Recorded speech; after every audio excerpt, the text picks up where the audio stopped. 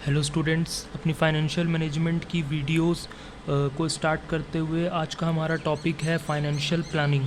समझिए इस टॉपिक को। देखिए, फाइनेंशियल प्लानिंग नाम से ही पता चल रहा है प्लानिंग हम लोग जब फ्यूचर में क्या करना है, ऐसा कोई भी चीज़ सोचते हैं फ्यूचर के लिए, तो वो प्लानिंग कहलाती है। और यहाँ पर फाइनेंशियल शब्द लगा हुआ है। फाइनेंशियल का मतलब है कोई चीज़ फाइनेंस से रिलेटेड है। तो ये तो एक सिंपल सा ये मीनिंग तैयार हुआ कि फाइनेंशियल प्लानिंग किस चीज़ से रिलेटेड है। हम लोग एक सिंपल एग्जांपल देखते हैं अपने घर से रिलेटेड। आप लोग अभी इन फ्यूचर आप ट्वेल्थ का एग्ज़ाम देंगे। ट्वेल्थ का एग्ज़ाम देने के बाद आप लोगों के मन में चल रहा होगा कि मैं कहाँ पढ़ने जाऊँगा, और आपके पेरेंट्स के मन में चल रहा होगा कि आप जो बाहर पढ़ने जाएंगे उसमें कितना खर्च आएगा, कितना वहाँ पर खर्च आएगा, और उस पैसे को कैसे मिट करना है, उस एक्सपेंस को कैसे मिट करना है, ये आपके पेरेंट्स सोच रहे होंगे। तो ये भी एक तरीके की फाइनेंशियल प्लानिंग है जो आप अपने घर पे कर रहे हैं। तो ऐसे ही कंपनी भी फाइनेंशियल प्लानिंग करती है। कंपनी कैसे फाइनेंशियल प्लानिंग करती है ये समझिए। Financial planning is a process of determining. देखिए, फाइनेंशियल प्लानिंग में कंपनी दो चीज़ सोच रही है।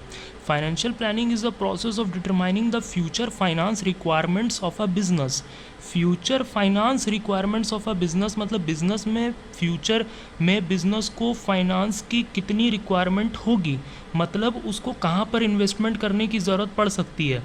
देखिए, कंपनी दो जगह पे इन्वेस्ट करती है, या तो फिक्स कैपिटल में या वर्किंग कैपिटल में। फिक्स कैपिटल मतलब किसी फिक्स एसेट्स की उसे ज़रूरत पड़ सकती है इन फ्यूचर, या फिर इन फ्यूचर में उसे वर्किंग कैपिटल की रिक्वायरमेंट पड़ सकती है। तो वो रिक्वायरमेंट के बारे सबसे पहले वो सोचेगा। दूसरी बात क्या सोचेगा?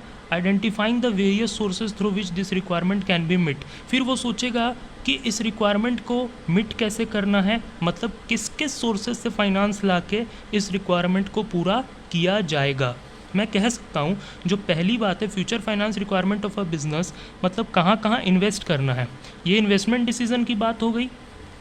और दूसरी बात identifying the various sources through which this requirement can be मिट, ये फाइनेंसिंग डिसीजन की बात होगी। हम लोग पढ़ चुके हैं। अगर आपने प्रीवियस वीडियोस नहीं देखे हैं तो उन वीडियोस को देखिए। ये फाइनेंसिंग डिसीजन की बात हो गई। तो मैं इन शॉर्ट कह सकता हूँ कि फाइनेंशियल प्लानिंग कुछ नहीं है। फाइनेंशियल प्लानिंग इन्वेस्टमेंट डिसीजन को और फाइनेंसिंग डिसीजन को फ्यूचर में अप्लाई करना ही फाइनेंशियल प्लानिंग एक तरीके से यहाँ पर कहला रहा है। इतनी बात आपको समझ में आई होगी। तो कंपनी फाइनेंशियल प्लानिंग करती कैसे, एक छोटा सा प्रोसेस देखिए। सबसे पहले कंपनी ये सोचती है कि भाई कितनी सेल्स होगी मेरी, कितनी प्रॉफिट निकलेगी। फिर वो सोचती है, एक तरफ उसने सोच के रखा हुआ है कि मेरी रिक्वायरमेंट क्या है फ़ंड की। सबसे पहले तो वो ये सोच के रखेगी कि मेरी रिक्वायरमेंट क्या है फ़ंड की, ठीक है, रिक्वायरमेंट क्या है और उसको कैसे कैसे मिट करना है, किस किस सोर्सेज से मिट करना है। फिर कंपनी ये देखती है कि इधर मेरी प्रॉफिट कितनी हुई है, इससे वो अपनी फाइनेंशियल स्टेटमेंट तैयार करेगी, अपनी प्रॉफिट लॉस को एनालाइज करेगी। जितना पैसा इंटरनली रेज हो गया रिटेन्ड अर्निंग से वो ठीक है, अब सोचेगी कि कितना पैसा हमको एक्सटर्नली रेज करना है और अपनी फ्यूचर रिक्वायरमेंट को मिट करना है। तो इस तरीके से कंपनी, इन शॉर्टकट मैंने आपको बताया है कि फाइनेंशियल प्लानिंग करती है। तो फाइनेंशियल प्लानिंग करने से आपको क्या फ़ायदा होता है? दो फ़ायदे हो सकते हैं आपको। फाइनेंशियल प्लानिंग अगर आप करते हैं तो आपको in future shortage of fund नहीं देखने को मिलेगा। आपको कभी फंड की शॉर्टेज नहीं होगी, और एक्सेस ऑफ फंड भी आपको देखने को नहीं मिलेगा।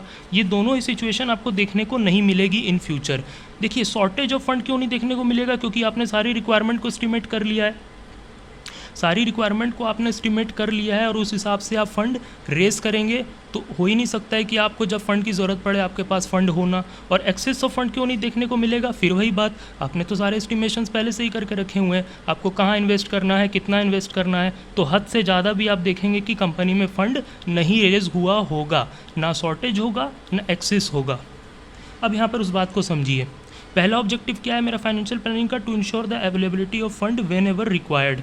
कंपनी के पास जब फंड की ज़रूरत होगी तो फंड कंपनी के पास उस समय अवेलेबल होगा, क्योंकि उसने फाइनेंशियल प्लानिंग करके रखा हुआ है, एस्टिमेशन करके रखा हुआ है कब पैसे की ज़रूरत है, कहाँ पर ज़रूरत है और किस किस सोर्स से ला के पैसा रखना है, उसने सब करके रखा हुआ है, पैसा रेज करके रखा होगा जब कंपनी को फ़ंड की ज़रूरत पड़ेगी। तो हो ही नहीं सकता है कि कंपनी के पास ऐसा हो कि फ़ंड हो ही ना उस समय। दूसरी सिचुएशन क्या है? To see that the firm does not raise resources unnecessarily. ये भी चीज़ सुनिश्चित होती है इस चीज़ से कि फ़ंड हद से ज़्यादा नहीं रेज़ हो जाएगा कंपनी से, क्योंकि अगर कंपनी फाइनेंशियल प्लानिंग ना करके रखे और कंपनी को जब अचानक से पैसे की ज़रूरत पड़ेगी तो हताश होकर इधर उधर भागेगी। जहाँ पर 10 लाख की ज़रूरत होगी, पता लगा उसने हताश होकर 15 लाख रुपए रेज़ कर लिए, 10 लाख रुपए में ज़रूरत ख़त्म होगी, 5 लाख रुपए आइडल पड़े हुए हैं आपके। तो ये आइडल पड़े रहेंगे तो इस पर आपको फालतू का इंटरेस्ट देना पड़ेगा, इस पर फालतू पर फ्लोटेशन कॉस्ट खर्च हुए। तो इस चीज़ से बचने के लिए भी आपको फाइनेंशियल प्लानिंग करना होगा। आप पहले से सारे एस्टिमेशन करके रखो किसमें कितना इन्वेस्ट करना है, उसके सोर्स से पैसा रेस करना है। तो आपका हो ही नहीं सकता है कि कभी एक्सेस ऑफ फंड वाली सिचुएशन आए। तो इन दोनों सिचुएशन से आपको आपकी फाइनेंशियल प्लानिंग बचाती है, इसलिए साउंड फाइनेंशियल प्लानिंग की ज़रूरत होती है हमेशा कंपनी को। तो आज हमने फाइनेंशियल प्लानिंग और उसका ऑब्जेक्टिव देखा। नेक्स्ट क्लास में हम इसके इंपॉर्टेंस देखेंगे। आज के लिए इतना ही। Thank you. Please like and subscribe my channel.